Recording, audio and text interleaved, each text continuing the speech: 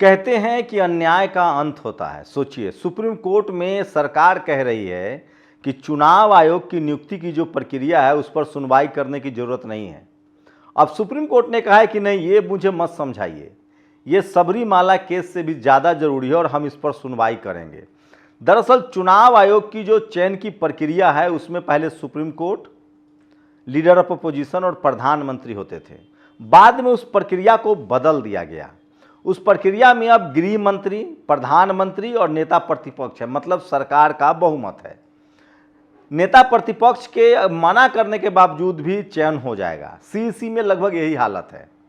इसको लेकर एक याचिका दायर की गई है। दरअसल सुप्रीम कोर्ट ने भी कहा था कि अगर एसआईआर में जो काटे गए वोट की संख्या ज़्यादा होती है और जीतने का अंतर कम होता है तो हम इस मामले को देखेंगे।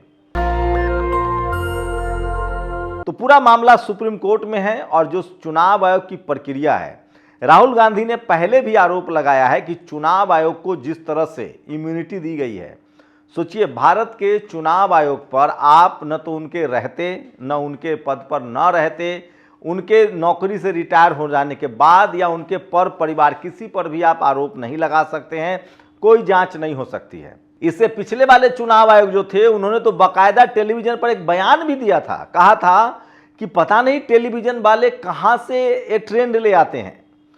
काउंटिंग 8:30 बजे शुरू होती है, पहला ट्रेंड 9 बजे आता है। 9 बजे तक मैं खुद टीवी देखता हूं। ये मेरी बयान नहीं है, कहेगा तो मैं बयान लगा दूंगा, चुनाव आयोग का बयान है। 9 बजे जब मैं टीवी देखता हूं तो कोई पार्टी 150 सीट तो कोई पार्टी 100 सीट की बढ़त हासिल कर लेती है। तो सोचिए किस लेवल पे जो घालमेल चल रहा है। सोशल मीडिया पर लगातार चुनाव आयोग के खिलाफ लिखा जा रहा है। 90 लाख बंगाल में वोट काटे गए थे। उसके बाद 27 लाख लोग ऐसे थे जिनके गलतियों को, जिनका नाम चुनाव आयोग के कर्मचारियों की गलती की वजह से काटा गया। वो सब सुप्रीम कोर्ट भी आए। एक शख्स तो विधायक भी बन गया जिसका नाम काट दिया गया था। वो शख्स बकायदा सुप्रीम कोर्ट आया, उसका नाम ऐड हुआ और अब वो कांग्रेस का विधायक है।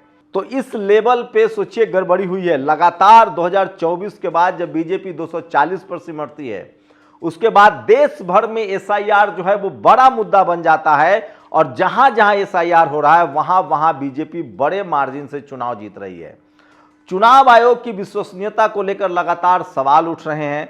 वहीं अब लगातार सुप्रीम कोर्ट में ये मामला है और कहा जा रहा है कि चुनाव आयोग की जो चयन की प्रक्रिया है उसमें इंटरफियर किया जाए। सुप्रीम कोर्ट पहले उसमें सुप्रीम कोर्ट के जो चीफ जस्टिस होते हैं वो उस प्रक्रिया में शामिल थे, अब उनको हटा दिया गया और सरकार के ही 2 लोग रहेंगे, एक लीडर ऑफ अपोजिशन रहेगा।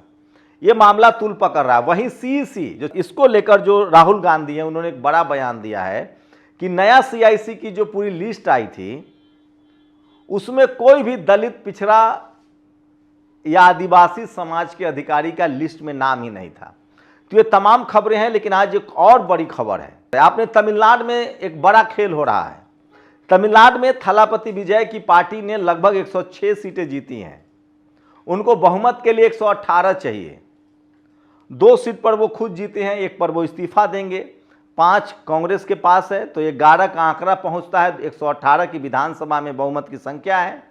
गवर्नर साहब ने कह दिया कि पहले 118 लोग की लिस्ट लाइए। उसके बाद मामला फंस गया। थलापति विजय के खिलाफ एक जांच की भी अनुशंसा कर दी गई। उसके बाद अब कहा जा रहा है कि फिर से डीएमके और एआईडीएमके, जिनमें 36 का आंकड़ा है, वो दोनों सरकार बनाने की कवायद कर रहे हैं। कांग्रेस ने जैसे ही समर्थन दिया थलापति विजय को, वहां राजनीति तेज हो गई। कहा गया कि वहां बीजेपी के वहां 1 या 2 शायद विधायक है, मैं गलत नहीं हूं तो शायद 1 विधायक है, वो एआईएडीएमके के साथ गठबंधन में है। तो उम्मीद थी बीजेपी को कि वो थलापति विजय के साथ, जो थलापति विजय हैं वो एआईएडीएमके के साथ सरकार बनाएंगे। लेकिन थलापति विजय ने कांग्रेस को प्रायोरिटी दी और उनका कहना था कि हम कांग्रेस के साथ सरकार बनाएंगे, हम बीजेपी गठबंधन के साथ नहीं जाएंगे। उसके बाद वहां मामला फंस गया। देखते हैं क्या होता है। लेकिन बंगाल में बड़ी खबर आ रही है। सोचिए, बंगाल में लगातार हिंसा का दौर जारी है। शुरुआत में आपने देखा कैसे छिटपुट मारपीट की घटनाएं जो है बढ़ते बढ़ते अब हत्या का रूप ले रही है। शुभेंदु अधिकारी जो बड़े नेता हैं बीजेपी के, उनके करीबी शख्स की हत्या कर दी गई है। उसके बाद एक और शख्स की हत्या हुई है। टोटल कहा जा रहा है कि 5 लोगों की हत्या हुई है, जिसमें 3 बीजेपी के कार्यकर्ता हैं, 2 टीएमसी के कार्यकर्ताओं की हत्या हुई है। वहीं बंगाल में हर जगह हिंसा की खबरें हैं, तस्वीरें सामने आ रही है।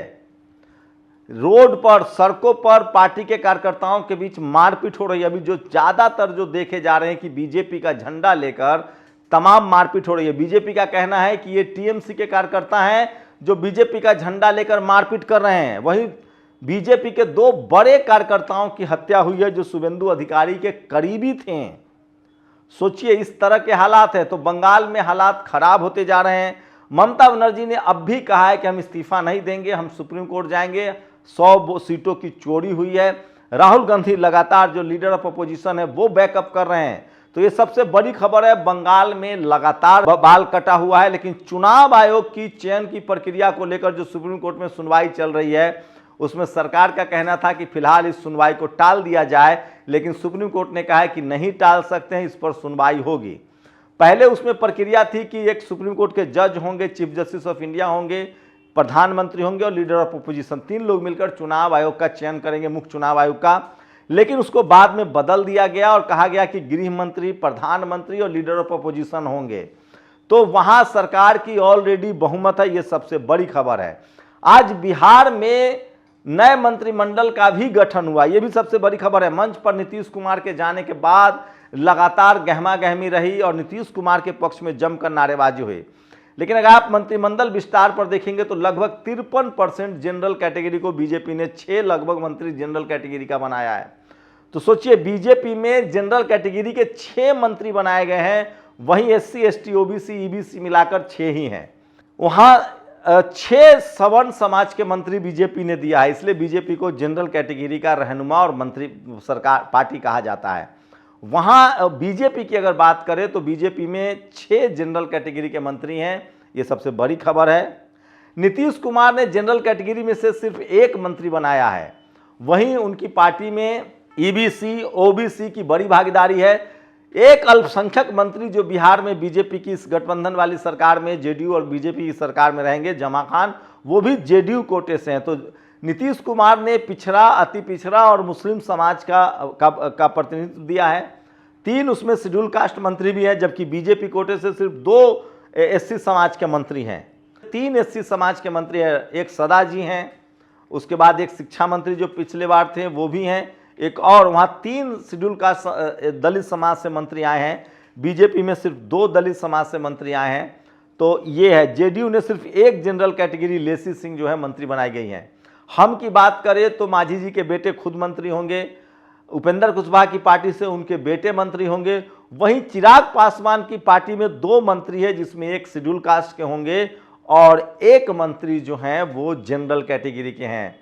तो सोचिए, ये बीजेपी पर लगातार लोग आरोप लगा रहे हैं कि उनको वोट दलित पिछड़ों का चाहिए, लेकिन मंत्री वहां सबसे ज्यादा 50% से ज्यादा मंत्री जो है वो जनरल कैटेगरी का है, ये बड़ी खबर है। वहीं नीतीश कुमार के बेटे जो हैं निशांत कुमार, वो मंत्रालय में मंत्रिमंडल में शामिल हो गए हैं और वो मंत्री बन गए हैं। तो ये आज की राजनीतिक सारी बड़ी खबरें हैं, लेकिन सबसे ज्यादा नजर चुनाव आयोग की भर्ती प्रक्रिया को लेकर सुप्रीम कोर्ट में चल रही सुनवाई पर है। देखने वाली बात होगी कि क्या पहले की जो प्रक्रिया थी उसको बहाल किया जाता है या फिर सरकार की उसमें प्रमुखता रहती है। जब से लगातार SIR हो रहा है, चुनाव आयोग की भूमिका पर लगातार सवाल उठ रहे हैं। लोग सवाल पूछ रहे हैं कि क्या बैटलफील्ड साफ नहीं है। वहीं एक और खबर आई है, यूपी में अखिलेश यादव से आज मिलने दलित समाज की दर्जनों महिलाएं गईं। एक दलित समाज की जो महिला हैं उनसे मिले थे अखिलेश यादव, उन्होंने चाय पिलाया था, उसके बाद उन पर लगातार वहां शिकंजा कसा गया। उस दलित समाज की महिला ने कहा कि अखिलेश जी, मैं नौकरी भी छोड़ दूंगी, लेकिन मैं ऐसे 100 नौकरी आप पर कुर्बान है। वहीं अखिलेश यादव ने कहा है कि उनके पास चुनाव लड़ने के लिए फंड नहीं है, बजट नहीं है। लगभग 39 करोड़ का जो फंड है वही समाजवादी पार्टी के पास है, उतना ही फंड आम आदमी पार्टी के पास है, जबकि बीजेपी के पास लगभग 6000 करोड़ का चुनावी फंड है।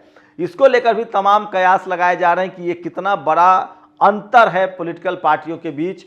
तो लगभग 6000 करोड़ का जो चुनावी फंड है वो बीजेपी के पास है, 900 करोड़ का फंड जो है वो कांग्रेस के पास भी है, लेकिन तमाम जो रीजनल पार्टियां हैं उनके पास फंड बहुत कम है। तो बड़ी खबरें यही रही। आज की पॉलिटिकल खबरों की बात करें तो तमिलनाडु में विजयन को लेकर लगातार मामला अटकाने की कोशिश हुई। बीजेपी पर आरोप लगा कि वो चाहते हैं कि बैकडोर से ही वो सत्ता में एंट्री करें और AIDMK और विजय थलापति सरकार बनाए, लेकिन थलापति विजय ने लगभग साफ कर दिया है कि वो कांग्रेस के साथ जाएंगे। अब खबरें आ रही है कि शायद गवर्नर ने कहा है कि ठीक है आप मुख्यमंत्री बनिए, बहुमत साबित करना होगा। थलापति विजय ने कहा है कि हम बहुमत 118 का संख्या साबित कर देंगे। 106 विधायक उनके हैं, 5 जो है वो कांग्रेस के हैं, 111 का आंकड़ा पहुंचता है। उसके बाद कुछ लेफ्ट पार्टी के भी उनको समर्थन दे सकते हैं। वही खबरें आई थी कि क्या DMK और AIDMK दोनों एक साथ आ सकते हैं जो धुर विरोधी हैं, लेकिन अभी ऐसा होता हुआ दिख नहीं रहा है। वहीं बंगाल पर पूरे देश की नज़र है। बंगाल में 3 BJP कार्यकर्ताओं की हत्या कर दी गई है, 2 TMC कार्यकर्ताओं की हत्या हुई है, 200 से ज़्यादा लोगों की FIR हुई है, 400 से ज़्यादा लोगों की गिरफ्तारी हुई है। और बंगाल पर सवाल उठ रहा है कि क्या वहाँ हिंसा का दौर फिर से वापस लौट आया है। ये वो तमाम सवाल हैं जो आज सोशल मीडिया पर पूछे जा रहे हैं। आप लोग अपनी प्रतिक्रिया जरूर दीजिए। शुक्रिया। दस्तक की आपसे गुजारिश है कि अगर इसको बचाना चाहते हैं तो नेशनल दस्तक को सब्सक्राइब करने के लिए रेड कलर के सब्सक्राइब बटन को दबाएं, फिर बेल आइकन की घंटी दबाएं। नेशनल दस्तक को बचाने के लिए बहुत जरूरी है कि हर खबर को शेयर करें, लाइक करें, कमेंट जरूर करें।